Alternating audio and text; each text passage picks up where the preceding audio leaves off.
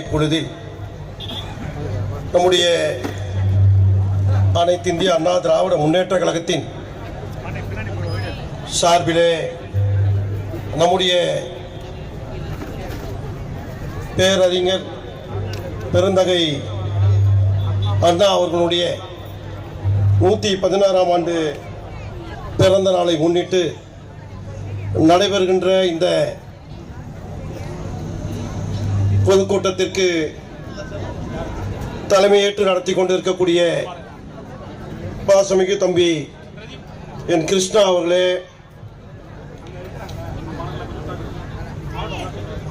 முன்னிலை வகிக்கக்கூடிய தென் சென்னை தெற்கு கிழக்கு மாவட்ட கழகத்தினுடைய ஆற்றல் மிகு செயலாளர் அண்ணன் MK அசோக் அவர்களே, இங்கே வருகை தர இருக்கக்கூடிய ஜெயவர்தன் MP அவர்களே, R நடராஜ் அவர்களே, VS ராஜாராம் அவர்களே, அடையார் கண்ணன் அவர்களே, சிறப்புரை நிகழ்த்துவதற்காக திரைப்பட நடிகை காயத்ரி ரகுராம் அவர்களே, குண்டு கல்யாணம் அவர்களே, இங்கே பல்வேறு நிலை பொறுப்புகளிலே வகித்துக் கொண்டிருக்கக்கூடிய ஆற்றல் மிகு செயல் வீரர்களே, உங்கள் அத்தனை பேருக்கும் என்னுடைய முதற்கண் நன்றி கலந்த வணக்கத்தை தெரிவித்துக் கொள்கிறேன். நான் ரொம்ப புதுசு இந்த மேடைக்கு. ஏன்னா நான் பொதுவாக வேற வேலைகளில் செய்துக்கிட்டு இருந்தவன். இப்போதான் நம்முடைய புரட்சி தமிழர், நம்முடைய வருங்கால முதலமைச்சர், சட்டமன்ற எதிர்க்கட்சி தலைவர் அண்ணன் எடப்பாடியார் அவர்களுடைய செயல்பாடுகளை பார்த்து கவர்ந்து அவரின்பால் ஈர்க்கப்பட்டு கழகத்தில் இணைந்து செயலாற்றி கொண்டிருக்கிறேன். இது ஒரு புது அனுபவம் தான் எனக்கு. ஆனாலும் அரசியலை நான் உன்னிப்பாக கவனிக்கக்கூடியவன். தொடர்ந்து 25 ஆண்டுகளுக்கு மேலாக மீனவ சமூகத்துடைய அரசியலை செய்து கொண்டிருந்தேன். இன்றைக்கு ஒட்டுமொத்த தமிழ் மக்களுக்கான அரசியலை செய்வதற்காக கழகத்தின் பொதுச் செயலாளர் அண்ணன் எடப்பாடியார் அவர்களுடைய செயல்களை கவர்ந்து இன்றைக்கு இந்த மேடையிலே நின்று கொண்டிருக்கிறேன். இந்த மேடையிலே எனக்கு ஒரு வாய்ப்பளித்தமைக்கு மாவட்ட கழகத்துடைய செயலாளர் ஆற்றல் மிகு அண்ணன் அசோக் அவர்களுக்கு என்னுடைய நன்றியை காணிக்கையாக்குகிறேன். பேரறிஞர் அண்ணா அவர்கள் தமிழகத்திலே மிகப்பெரிய அளவிலே அரசியலுக்கான வித்திட்டவர். இன்றைக்கு தமிழகம் என்பது பேரறிஞர் அண்ணாவை தவிர்த்துவிட்டு, புரட்சி தலைவர் MGR அவர்களை தவிர்த்துவிட்டு, புரட்சி தலைவி அம்மா அவர்களை தவிர்த்துவிட்டு தமிழகத்தில் அரசியலே கிடையாது. அந்த அளவுக்கு இன்றைக்கு அனைத்து இந்திய அண்ணா திராவிட முன்னேற்ற கழகம் என்பது மிகப்பெரிய அளவில் ஒட்டுமொத்த மக்களுக்காக தொடர்ந்து பயணித்துக் கொண்டிருக்கிறது. கிட்டத்தட்ட 30 ஆண்டுகளுக்கு மேலாக ஆட்சியிலே இருந்து தமிழகத்துடைய ஒட்டுமொத்த மக்களையும் வாழ வைத்துக் கொண்டு இருக்கிறது என்று சொன்னால் அது அனைத்து இந்திய அண்ணா திராவிட முன்னேற்ற கழகம். இந்தியா முழுவதும் நீங்க பல மாநிலங்களை பார்த்திருப்பீங்க. எந்த மாநிலங்களும் தமிழக அளவு வளர்ச்சி கிடையாது. ஏன் வளர்ச்சி இல்லைன்னா அதற்கு பெரிய காரணம், தமிழகத்தில் வளர்ச்சி இருக்கிறதுக்கு காரணம் பேரறிஞர் அண்ணா அவர்கள். அவருடைய பகுத்தறிவு இன்றைக்கு தமிழக மக்களிடத்திலே மிகப்பெரிய எழுச்சியாக மாறி இன்றைக்கு இந்தியாவுக்கு தமிழ்நாடு வழிகாட்டி கொண்டிருக்கிறது. அதற்கு முக்கியமான காரணம் புரட்சி தலைவர் MGR, புரட்சி தலைவி அம்மா. அவங்க 2 பேருடைய அந்த பாதை தான் இன்னைக்கு மிகப்பெரிய அளவில் தமிழகம் வளர்ச்சி அடைஞ்சிருக்கு. ஆனால் நம்மளோட துரதிருஷ்டம் என்ன நிலைமைனா, இன்னைக்கு ஒரு சதிகாரங்கையில் போயிட்டு நாடு மாட்டிக்கிட்டு இருக்கு. அதான் ரொம்ப வேதனையா இருக்கு. இந்த திராவிட முன்னேற்ற கழகம் ஆட்சிக்கு வந்த பின்பு இந்த 3 ஆண்டுகள்ல சொல்லனா துயரத்தை தமிழக மக்கள் இன்றைக்கு அனுபவித்து இன்னைக்கு தலைவிரித்து ஆடுகிறது. தமிழகத்தினுடைய இன்றைக்கு முக்கியமான அரசியல் சூழலில் பல்வேறு அரசியல் கட்சியினுடைய நிர்வாகிகள் இன்றைக்கு படுகொலை செய்யப்படுகிறார்கள். இதான் திமுகவுடைய சாதனை, ஸ்டாலினுடைய சாதனை. இங்க கள்ளச்சாராயம் ஆறா பெருகுது, கொலைகள் தொடர்ந்து நடக்குது. இப்படிப்பட்ட ஒரு துரோக அரசியல் இன்றைக்கு தமிழகத்திலே நடந்து கொண்டிருக்கிறது. இதையெல்லாம் மாற்ற வேண்டும் என்று சொன்னால் 2026 சட்டமன்ற தேர்தலில் நம்முடைய கழக பொதுச் செயலாளர் எடப்பாடியார் அவர்கள் தலைமையில் மலரப்போகின்ற ஆட்சிக்கு கட்டியம் கூறுவதற்கான ஒரு சாதாரண தீப்பொறி தான் இன்னைக்கு இங்க நடக்கக்கூடிய பொதுக்கூட்டம்.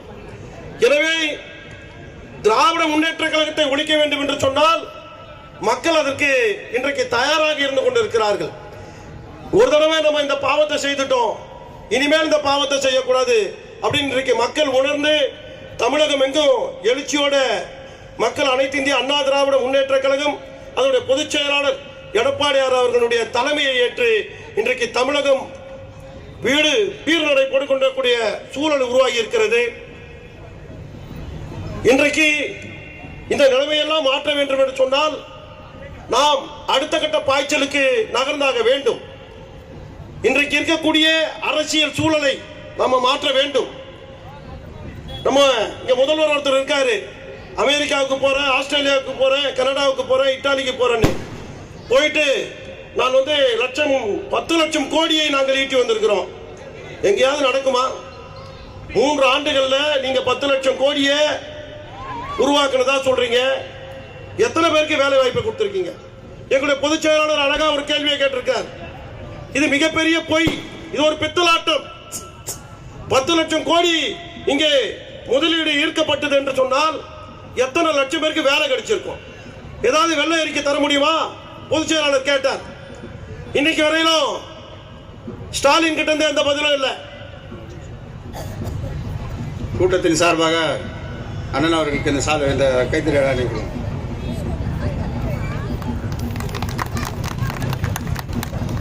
ஸ்டாலின் கிட்ட எந்த விதமான பதிலும் இல்லை. ஆனா அடுத்து ஒரு அதிசயத்தை அரங்கேற்றாங்க. திமுக ஒரு பாரம்பரிய கட்சி அப்படின்னு நாம எல்லாம் சொல்லிக்கிட்டு இருக்கோம். ஆனா அது பாரம்பரிய கட்சி இல்ல, அது ஒரு அடிமைகளுடைய கட்சி. அவன் கட்சியில ஒருத்தன் தெளிவா பேசுறான், நாங்கெல்லாம் அடிமைகள் தான். ஏன் அடிமைகள் தான்? நேத்து வந்த கத்துக்குட்டி, அரசியல ஒண்ணும் தெரியாது, நேத்து வரையில சினிமாவில் நடிச்சுக்கிட்டு இருந்தது. இன்னைக்கு துணை முதல்வராக ஒண்ணுமே தெரியாத ஒரு குழந்தையை எடுத்துன்னு வந்து அரசியல்ல நிக்க வச்சு அது இன்னைக்கு துணை முதல்வரா. இதை கூட வைக்க கேட்ட அந்த கட்சியினுடைய பொதுச் செயலாளர் துரைமுருகன் ரொம்ப வருத்தப்படுறாரு. சாதாரண ஒரு பையன் இன்னைக்கு பொதுச் செயலாளரா துணை முதல்வரா ஆக்கப்படுறது எந்த வகையில நியாயம் இருக்கா அப்படின்னு கேட்டு அவரு ஒரு மூலையில அழுதுகிட்டு இருக்காரு.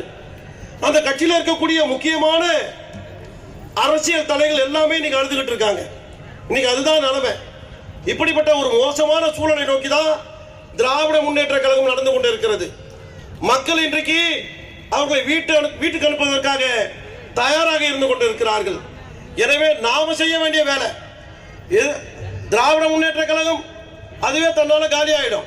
ஏன்னா அதை யாரும் துரத்த வேண்டியதில்லை. அவங்களுடைய செயல்பாடுகள், அவங்களுடைய நடவடிக்கைகள் எல்லாமே அவங்கள காலி பண்ணிடும். ஆனா நாம செய்ய வேண்டிய வேலை மக்களை அணி திரட்டுவது. மக்களிடத்துல நாம் கடந்த 5 ஆண்டுகளுக்கு என்னென்ன செய்தோம், புரட்சி தலைவி அம்மா என்ன செய்தாங்க, புரட்சி தலைவர் என்ன செய்தாங்க, இந்த தமிழகத்தை நாம எப்படி வழிநடத்திட்டு இருந்தோம், இதையெல்லாம் மக்கள்கிட்ட நாம சொல்ல வேண்டிய கட்டாயம் இருக்கு. ஏன்னா 2026 தேர்தல் என்பது சாதாரணமானதல்ல. மக்களுடைய வாழ்க்கையை, வாழ்வாதாரத்தை காப்பதற்கான தேர்தல். அந்த தேர்தல் திரும்பவும் திராவிட முன்னேற்ற கழகம் கிட்ட போச்சுன்னா நாடு குட்டிச்சவராயிடும். அப்ப இந்த குட்டிச்சவராக வேண்டிய இந்த சூழலை தடுப்பதற்கு யாருன்னா நம்மளால மட்டும்தான் முடியும். நாம மட்டும்தான் இந்த தமிழகத்தை காப்பாற்ற முடியும். நம்மால மட்டும்தான் இந்த தமிழகத்தை காப்பாற்ற முடியும்.